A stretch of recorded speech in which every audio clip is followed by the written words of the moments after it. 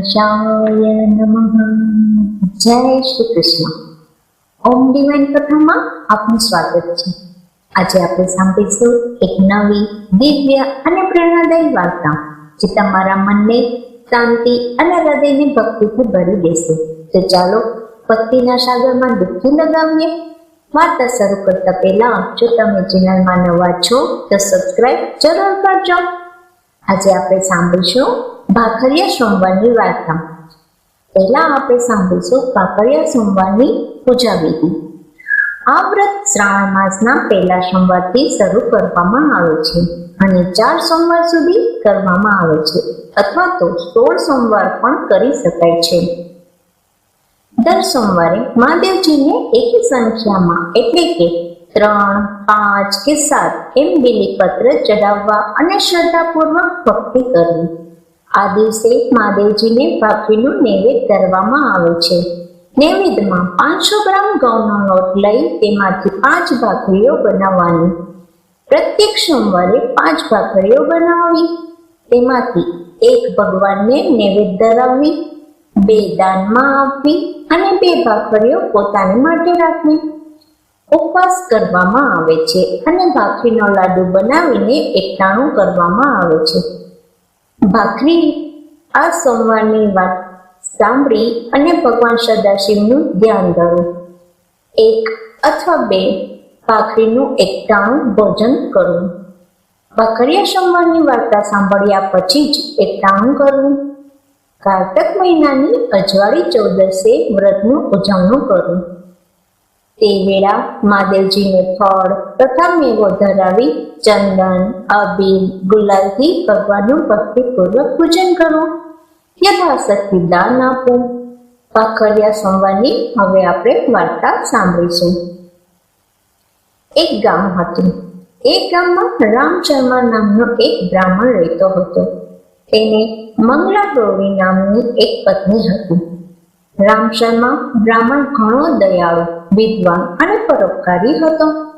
તેની પત્ની પણ સુશીલ અને સદાચારી હતી. તે માંગી લાવે તેમાંથી તે થોડું ઘણું દાન કરતી. તે હંમેશા એકાદ ભૂખ્યા માણસને જમાડીને જ જમતા હતા. ઘણીવાર તો આ બંને પતિ પત્નીને ભૂખ્યા રહેવું પડતું હતું. બંને જણા પોતાની દરિદ્રતાથી ઘણા કંટાળી ગયા હતા, પણ કરવું શું? એક દિવસની વાત છે.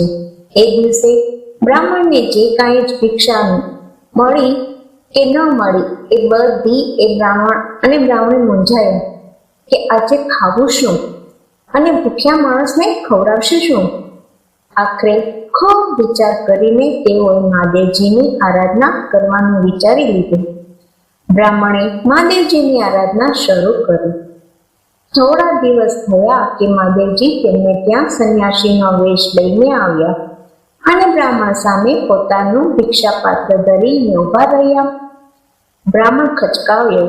તેની પાસે આપવા જેવું કંઈ હતું જ નહીં. તે બિચારો શું આપે? એ સંન્યાસીના પગે પડ્યો અને પોતાની ગરીબાઈની વાત કરતા કરતા તેની આંખમાંથી આંસુ વહેવા લાગ્યા. એટલે પેલા સંન્યાસીએ તેને આશ્વાસન આપતા કહ્યું, તું ઉપાધિઓથી નિરાશ ન થઈશ. તારા દુઃખનું કારણ તારા ગયા ભાવના કર્મો છે. તું વિધિપૂર્વક ભાખરિયા સોમવારનું વ્રત કર, જેથી તું અઢળક લક્ષ્મી મેળવીશ. ભગવાન સદાશિવ તારા ઉપર પ્રસન્ન થશે. પાંડવો જ્યારે દુઃખી અવસ્થામાં ગુપ્તવાસ ભોગવતા હતા ત્યારે યુધિષ્ઠિરે આ વ્રત કર્યું હતું, જેના પ્રતાપે તેમનો યુદ્ધમાં વિજય થયો હતો અને ગયેલી સમૃદ્ધિ પાછી મળી હતી. મહારાજ, આ વ્રત કઈ રીતે થાય તે મને કહો. સંન્યાસી બોલ્યા, હે બ્રાહ્મણ, આ વ્રત શ્રાવણ માસના પહેલા સોમવારથી શરૂ કરવું અને 3.5 માસ સુધી વિધિપૂર્વક આ વ્રત કરવું. દરેક સોમવારે વહેલા ઉઠી નાઈ ધોઈ મહાદેવજીને દીવો કરવો. પછી મહાદેવજીના મંદિરે જઈ મહાદેવજીનું પૂજન કરવું અને 3, 5 કે 7 બીલીપત્રો ચઢાવવા. ભાખરિયા સોમવારની વાર્તા સાંભળ્યા પછી જ એકટાણું કરવું. દરેક સોમવારે 5 ભાખરીઓ બનાવવી. તેમાંથી એક ભગવાનને નૈવેદ્ય ધરાવી, 2 ભાખરીઓ બ્રાહ્મણને કે નાના છોકરાઓને આપવાની, બાકીની વધેલી ભાખરીઓ પોતે પ્રસાદ તરીકે રાખવી અને ભગવાનને ધરાવેલ ભાખરી ગાયને ખવડાવી દેવી. કાર્તક માસની અજવાળી ચૌદસે વ્રતનું ઉજવણું કરો. તે દિવસે મહાદેવજીને ફળ તથા મેવો ધરાવી ચંદન, અબીલ, ગુલાલથી ભગવાનનું ભક્તિપૂર્વક પૂજન કરો. યથાશક્તિ દાન આપો. આ પ્રમાણે દાન કરવાથી સ્ત્રીઓ પરમ સૌભાગ્ય પ્રાપ્ત કરે છે, નિર્ધનને ધન મળે છે અને પોતાની મનોકામનાઓ પૂર્ણ થાય છે. આટલું કહીને સંન્યાસી ત્યાંથી ચાલ્યા ગયા. શ્રાવણ માસ આવતા જ બ્રાહ્મણ બ્રાહ્મણીએ શ્રદ્ધાપૂર્વક ભાખરિયા સોમવારનું વ્રત શરૂ કર્યું. વ્રત કરતા જ દિવસે દિવસે તેમની હાલત સુધરતી ગઈ. કાર્તક મહિનાની અજવાળી ચૌદસે તેમને વ્રતનું ઉજવણું કર્યું. આમ ભાખરિયા સોમવારના પ્રતાપથી બ્રાહ્મણ બ્રાહ્મણી થોડા જ વખતમાં સુખી થઈ ગયા. તેમના સર્વ મનોરથો પૂર્ણ થયા. થોડા સમયમાં બ્રાહ્મણીને પણ દેવ જેવો દીકરો અવતર્યો. હે ભોળાનાથ, ભાખરિયા સોમવારનું વ્રત જેવા બ્રાહ્મણ બ્રાહ્મણીને પડ્યું એવું વ્રત કરનાર અને કથા વાંચનાર અને સાંભળનાર સૌને પડજો. મહાદેવ હર. જય ભોળેનાથ. તો આ હતી આજની અદ્ભુત વાર્તા.